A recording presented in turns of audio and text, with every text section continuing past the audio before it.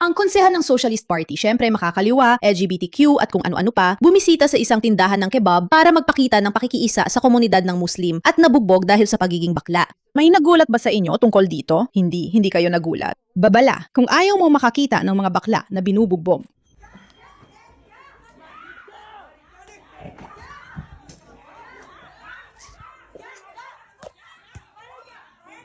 Saan?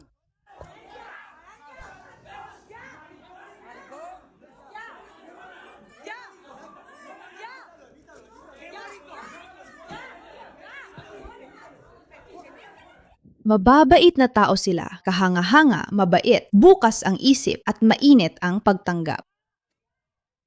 Alis na sila! Maria, huwag! Grabe ka naman! Tama na! Tama na! Umalis ka dito!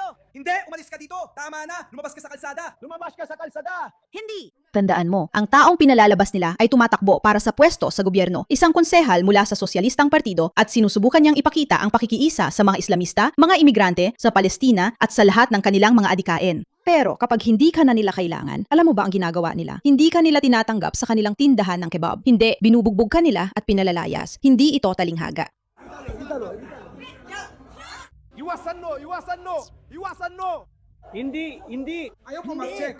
Halika! Sa kalsada! Pakiusap! Pakiusap! Tumahimik ka!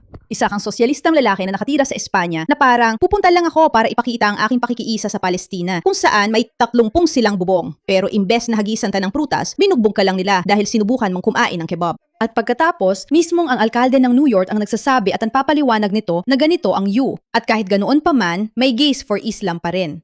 At guys, pakiusap, ipaliwanag mo sa akin dahil may talino ang utak ko at hindi ko talaga maintindihan kung gaano kakabobo ang ibang tao.